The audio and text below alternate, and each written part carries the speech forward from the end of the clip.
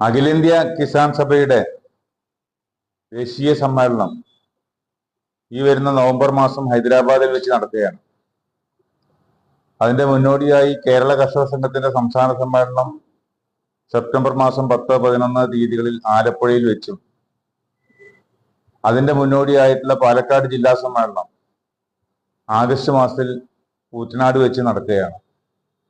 ഈ സമ്മേളനങ്ങളുടെ മുന്നോടിയായി പട്ടാമ്പി ഏരിയ സമ്മേളനം ജൂലൈ മാസം 11, 13 തീയതികളിലായിട്ട് പട്ടാമ്പിയിൽ വെച്ച് നടക്കുകയാണ്.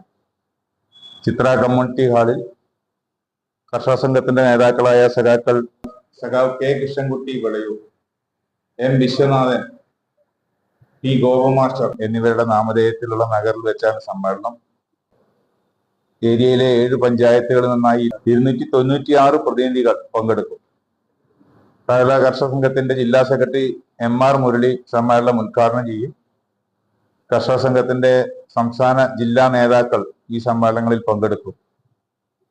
സമ്മേളനത്തോടനുബന്ധിച്ച് ആനുകാലികമായ സംഭവവികാസങ്ങളെ കോർത്തിണക്കിക്കൊണ്ടൊരു സെമിനാർ ജൂലൈ 13 ശങ്കരമംഗലം ക്ഷേത്രത്തിന്റെ ഓഡിറ്റോറിയത്തിൽ വെച്ച് നടത്താൻ വേണ്ടി തീരുമാനിച്ചിട്ടുണ്ട്.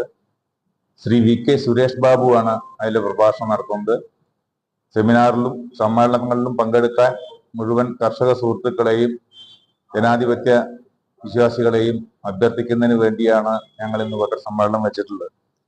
ഇതുമായി ബന്ധപ്പെട്ട് കൂടുതൽ കാര്യങ്ങൾ കർഷക സംഘത്തിന്റെ ഏരിയ പ്രസിഡന്റ് വിജയേട്ടനും ഏരിയ ട്രഷറർ മുരളിയും വിശദീകരിക്കും. കർഷക സംഘത്തിന്റെ പട്ടാമ്പി ഏരിയ സമ്മേളനം നേരത്തെ വിനേട്ടം പറഞ്ഞ മാതിരി 11, 13 തീയതിയിൽ നടക്കുകയാണ്. 296 പ്രതിനിധികളും മറ്റുള്ള ജില്ലാ കമ്മിറ്റി അംഗങ്ങളൊക്കെ അവിടെ 300 കൂടുതൽ പ്രതിനിധികൾ പങ്കെടുക്കുന്ന സമ്മേളനം. ഈ സമ്മേളനത്തിന്റെ പ്രത്യേകത എല്ലാ യൂണിറ്റ് സമ്മേളനങ്ങളും കഴിഞ്ഞ് വില്ലേജ് സമ്മേളനം കഴിഞ്ഞ് ഏരിയ സമ്മേളനം നടക്കുകയാണ്.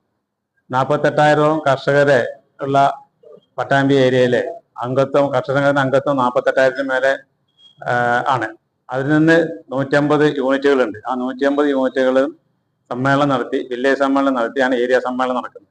ഈ ഏരിയ സമ്മേളനത്തോട് അനുബന്ധിച്ച് നടക്കുന്ന സെമിനാറുണ്ട്. സുരേഷ് ബാബു കൂത്തുപറമ്പാണ് അത് ഉദ്ഘാടനം ചെയ്ത് ശങ്കരമംഗലം അമ്പലത്തിന്റെ ഓഡിറ്റോറിയത്തിൽ നടക്കുന്നത്. അത് 13 തീയതി 4 മണിക്കാണ്. ഇതിലെ പ്രത്യേകത ഇന്ന് കർഷകർ നേരിടുന്ന കേന്ദ്ര ഗവൺമെന്റിന്റെയും സംസ്ഥാന ഗവൺമെന്റിന്റെയും കർഷകദ്രോഹ ജനദ്രോഹ നയങ്ങൾ വളരെ കൂടുതൽ വന്നുകൊണ്ടിരിക്കുന്ന കാലഘട്ടത്തിൽ വളരെ കാലികമായ കാര്യങ്ങൾ ചർച്ച ചെയ്ത് കാര്യങ്ങൾ തീരുമാനിക്കുന്നതിന് വേണ്ടിയുള്ള ഈ സമ്മേളനം വളരെ വിജയകരമാക്കി തീർക്കുന്നതിന് വേണ്ടി എല്ലാവരുടെയും സഹായ സഹകരണങ്ങൾ അഭ്യർത്ഥിച്ചുകൊണ്ട്